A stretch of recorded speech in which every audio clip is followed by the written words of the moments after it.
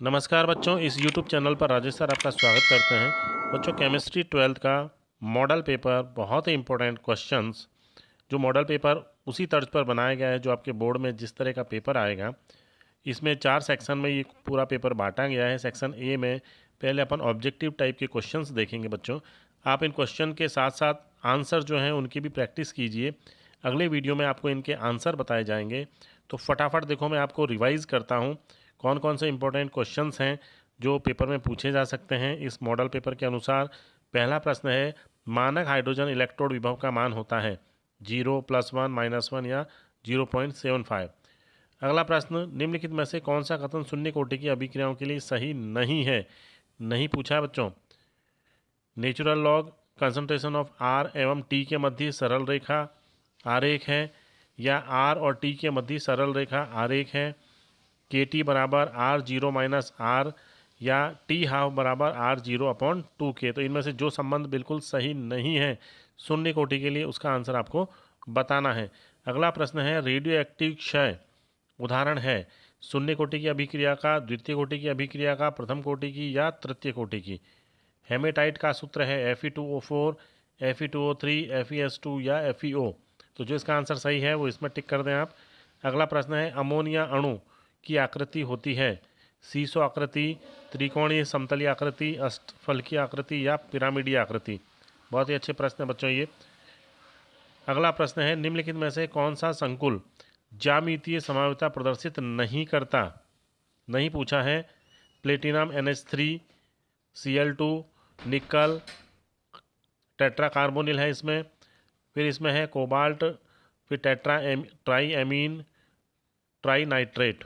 ठीक है ना बच्चों, ये है। और चौथा जो है कोबाल्ट है, Cl2 और En का होल ट्वाइस, इथिलीन डाइएमीन है ये।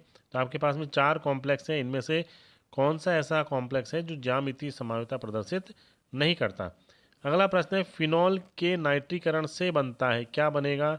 केवल ऑर्थोनाइट्रोफिनॉल, केवल मेटानाइट्रोफिनॉल, केवल पैरानाइट्रोफिनॉल या 2,4,6 ट्राइनाइट्रोफिनॉल? अगला प्रश्न, एल्डोल संघनन अभिक्रिया नहीं करने वाला यौगिक कौन सा है? एथेनॉल, प्रोपेनॉल, मेथेनॉल या ब्यूटेनॉल? बहुत अच्छा प्रश्न है बच्चों ये भी। अगला प्रश्न है, ग्लूकोज की ब्रोमीन जल से अभिक्रिया द्वारा प्राप्त होता है पेंटाब्रोमो व्युत्पन्न, सैकेरिक अम्ल, ग्लूकोनिक अम्ल या एन हेक्सेन? ये बच्चों ऑब्जेक्टिव टाइप के प्रश्न थे। अब जो क्वेश्चन है वो है, रिक्त स्थानों की पूर्ति कीजिए। पहला है, प्रथम कोटि की अभिक्रिया हेतु वेग नियतांक की इकाई होती है। अगला प्रश्न है, कार्बोलिक अम्ल का सामान्य सूत्र। कार्बेलिक पूछा है, अम्ल का सामान्य सूत्र क्या है? हिंसबर्ग अभिकर्मक का रासायनिक नाम और उसका सूत्र आपको लिखना है। शर्करा को दुग्ध शर्करा के रूप में जाना जाता है, कौन सी ऐसी शर्करा है जिसे दूध शर्करा के रूप में भी जाना जाता है? अब जो प्रश्न है वो है अति लघुत्रात्मक प्रश्न। पहला इसमें प्रश्न है, किसी अभिक्रिया के लिए वेग नियतांक के बराबर 2 से 2.3 गुणा 10⁻⁻5 मोल प्रति लीटर प्रति सेकंड है, अभिक्रिया की कोटि क्या होगी? यह आपको ज्ञात करना है। निकल के परिशोधन में प्रयुक्त मांड विधि के दोनों रासायनिक समीकरण लिखिए। अगला प्रश्न है, कॉपर +2 और Ag+ आयन को पहचानने के लिए अमोनिया के अनुप्रयोग की रासायनिक समीकरण लिखिए। अमोनिया एक लुईस क्षारक है की तरह व्यवहार करता है, समझाइए। HCF2 और HCF4 में उपस्थित केंद्रीय परमाणु में संकरण का केवल प्रकार लिखिए, कौन सा संकरण पाया जाता है। निम्न रासायनिक अभिक्रियाओं के समीकरण लिखिए। पहला इसमें है, फिनॉल की CH2 की उपस्थिति में ब्रोमीन के साथ अभिक्रिया। दूसरा है, एथेनॉल की कॉपर की उपस्थिति में 573 केल्विन ताप पर गर्म करने पर। अगला प्रश्न है, अधोलिखित यौगिक के IUPAC नाम लिखिए। ग्लिसरॉल और ऑर्थोक्रिसॉल, इनके आपको IUPAC नेम लिखने हैं। छोटे छोटे प्रश्न थे ये बच्चों। अगला इसी में प्रश्न है, एरोमेटिक वलय से जुड़ा हाइड्रोक्सिल समूह एल्किल समूह से जुड़े हाइड्रोक्सिल समूह से अधिक अम्लीय होता है, क्यों? समझाइए, आपको ये समझाना है। अब खंड बी, सेक्शन बी की अपन बात करेंगे। इसमें लघुत्रात्मक टाइप के प्रश्न हैं। फलक केंद्रीय जालक FCC में संकुलन क्षमता परिकलित कीजिए, आपको इसमें संकुलन क्षमता निकालनी है। अगला प्रश्न है, आयनिक ठोसों की प्रकृति के आधार पर फ्रैंकल और शॉर्ट की दोषों की तुलना कीजिए, इनमें आपको अंतर लिखना है। सिलिकॉन में बोरोन अपमिश्रित करने पर किस प्रकार के अर्धचालक प्राप्त होते हैं। अगला प्रश्न है 9.8% W/W H2SO4 विलयन की मोलरता ज्ञात कीजिए यदि विलयन का घनत्व 1.02 ग्राम प्रति मिलीलीटर हो। ग्राम प्रति मोल है ये, प्रति मिलीलीटर हो। अगला प्रश्न है 400 केल्विन ताप पर किसी विलयन का परासरण दाब 0.0821 वायुमंडलीय है तो विलयन की सांद्रता मोल प्रति लीटर में ज्ञात कीजिए। आर का मान इसमें बच्चों दिया हुआ है। अगला प्रश्न है टाइटेनियम आयन रंगीन होता है यानी Ti+3 आयन रंगीन होता है जबकि Ti+4 आयन रंगहीन होता है, कारण दीजिए। इसमें ही अगला प्रश्न है मिश्र धातु में प्रयुक्त अधिकतम संगठन वाली दो धातुओं के नाम लिखिए। अगला प्रश्न है बच्चों लैंथेनाइट संकुचन किसे कहते हैं, इसके प्रभाव के नाम लिखिए, इसके क्या क्या प्रभाव पड़ते हैं। 10वां प्रश्न है इसमें एनिसोल की अनुनादी संरचना बनाइए। एथेनोइक अम्ल की वाष्प प्रावस्था में बनने वाले द्वितीय की संरचना बनाइए, जो डाइमर बनता है उसकी संरचना आपको बनानी है। क्वेश्चन नंबर 11 है टेरिलीन के बनने में प्रयुक्त दोनों एकल को यानी जो एकलक होते हैं के साधारण नाम दीजिए। जो एकलक होते हैं नाइलॉन 66 किस प्रकार प्राप्त किया जाता है, अभिक्रिया दीजिए। अगला प्रश्न है रोजेनमुंड अपचयन तथा गाटरमान कोच की रासायनिक समीकरण लिखिए। प्रश्न नंबर 13 न चिपकने वाली सतह से लेपित बर्तनों में प्रयुक्त बहुलक की एकलक इकाई का नाम लिखिए। नियोप्रीन का सूत्र लिखिए।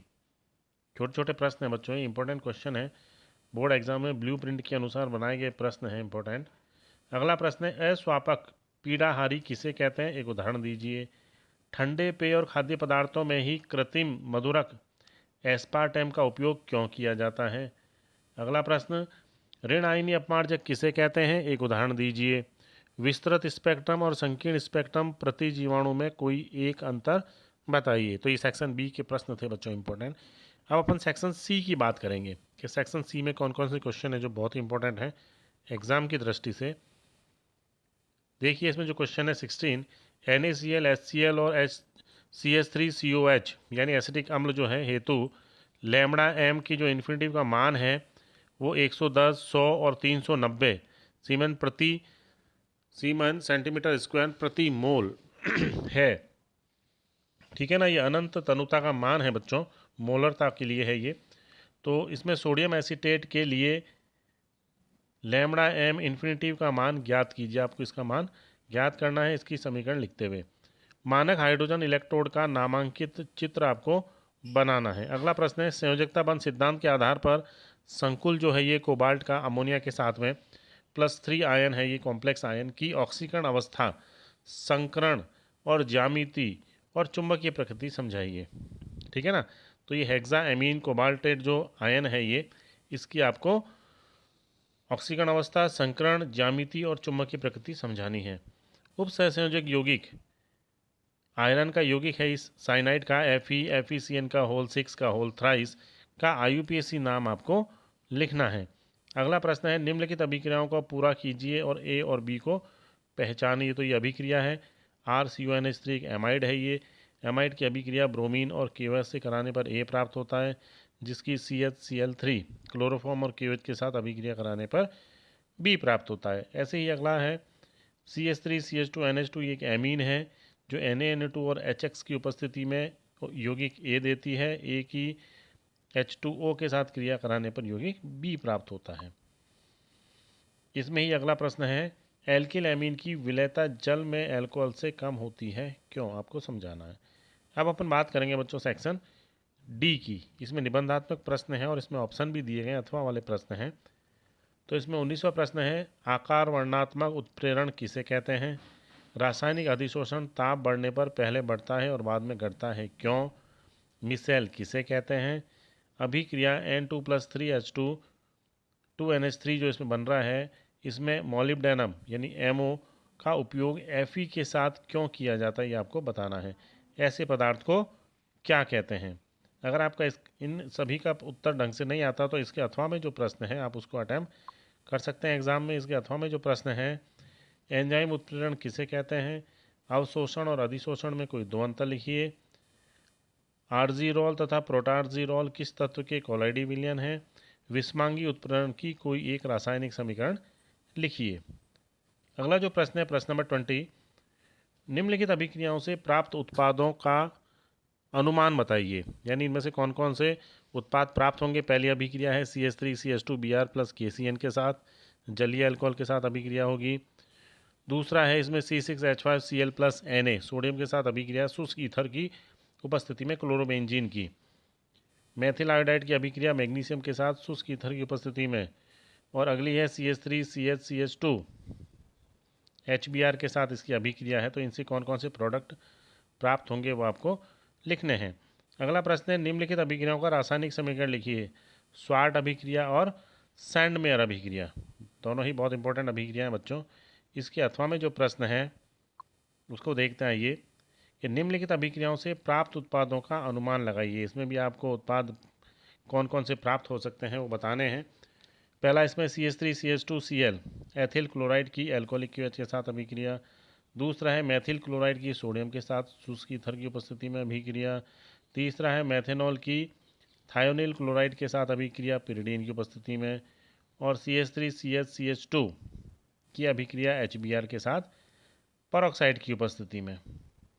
इसमें ही पूछा है निम्नलिखित अभिक्रियाओं के रासायनिक समीकरण लिखो। वुड्स फिटिंग अभिक्रिया और फिंकेल्स्टाइन अभिक्रिया। बच्चों बहुत ही इंपॉर्टेंट अभिक्रियाएं हैं ये दोनों, जो हर बार एग्जाम में पूछी जाती हैं। तो बच्चों ये बहुत ही इंपॉर्टेंट क्वेश्चंस थे आपके एग्ज़ाम की दृष्टि से। 56 नंबर का पूरा आपका पेपर आएगा बच्चों, उसी हिसाब से पेपर बनाया गया था। आप इसकी प्रैक्टिस कीजिए और बोर्ड एग्ज़ाम में हो सकता है इसमें से आपको काफ़ी प्रश्न मिल जाएंगे बच्चों। धन्यवाद।